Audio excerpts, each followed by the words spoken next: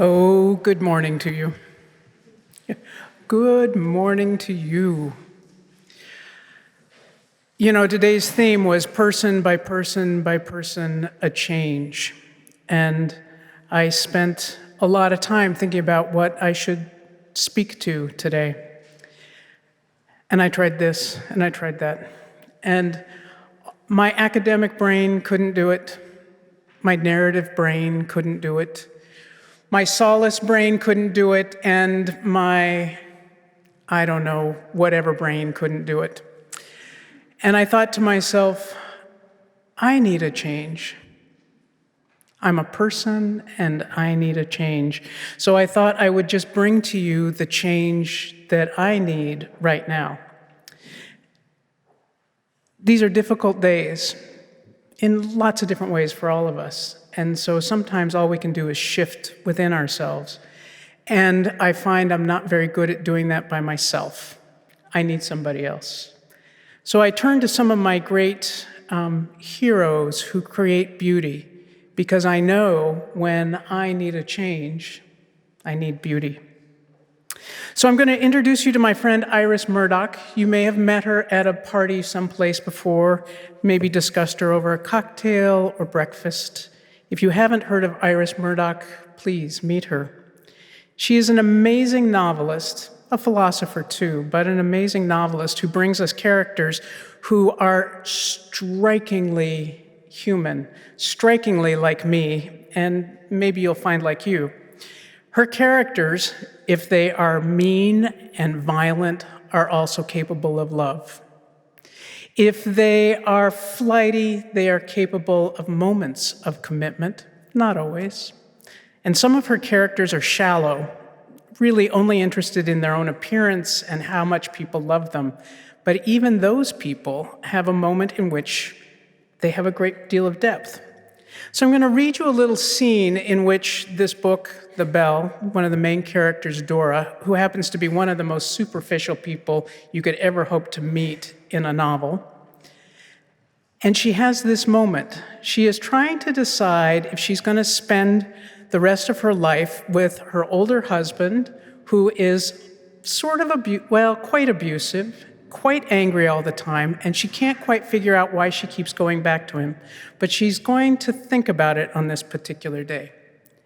So she, living in England, goes down to London to visit the National Gallery. And this is what happened.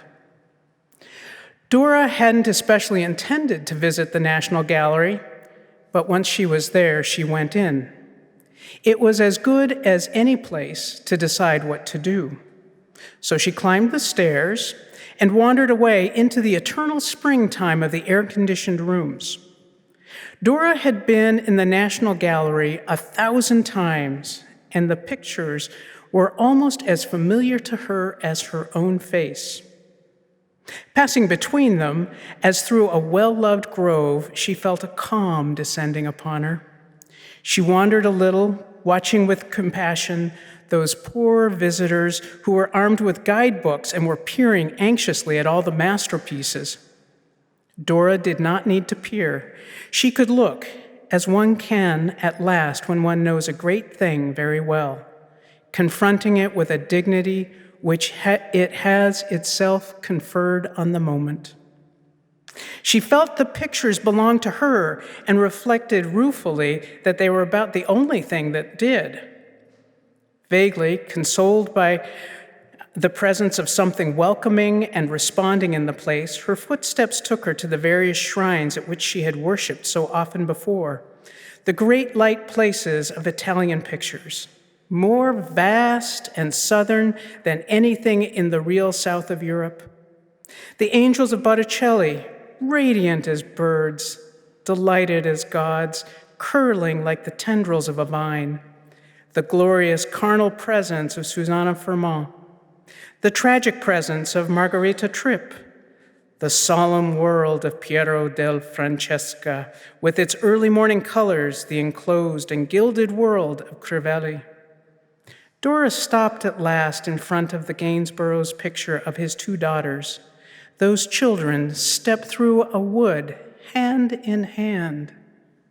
their garments shimmering, their eyes serious and dark, their two pale heads round, full buds, alike and yet unalike. Dora was always moved by these pictures. Today she was moved, but in a new way. She marveled with a kind of gratitude that they were still here, and her heart was filled with love for those pictures, their authority, their marvelous generosity, their splendor. It occurred to her that here at last was something real and something perfect. Who had said that about perfection and reality being in the same place? Here was something which her consciousness could not wretchedly devour, and by making it part of her fantasy, she couldn't make it worthless. Even Paul, her husband, she thought, only existed now as someone she had dreamt about, or else as a vague external menace, never fully encountered or truly understood.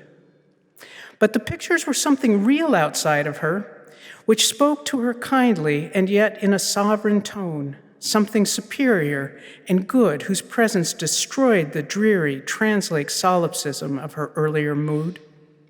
When the world had seemed to be subjective, it had seemed to be without any interest or value. But now there was something else in it after all. These thoughts, not clearly articulated, flitted through Dora's mind. She had never thought about the pictures in this way before, nor did she draw now any particular moral. Yet she felt she had had a revelation. She looked at the radiant, somber, tender, powerful canvas of Gainsborough and felt a sudden desire to go down on her knees before it, embracing it, shedding tears.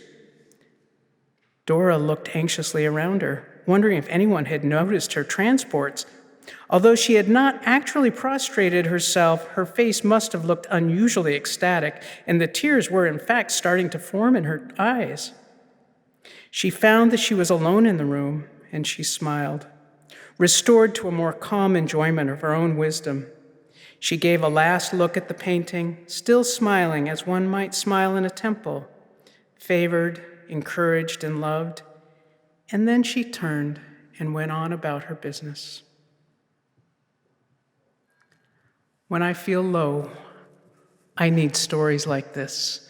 So I thought today I would share this story with you. Thank you for listening.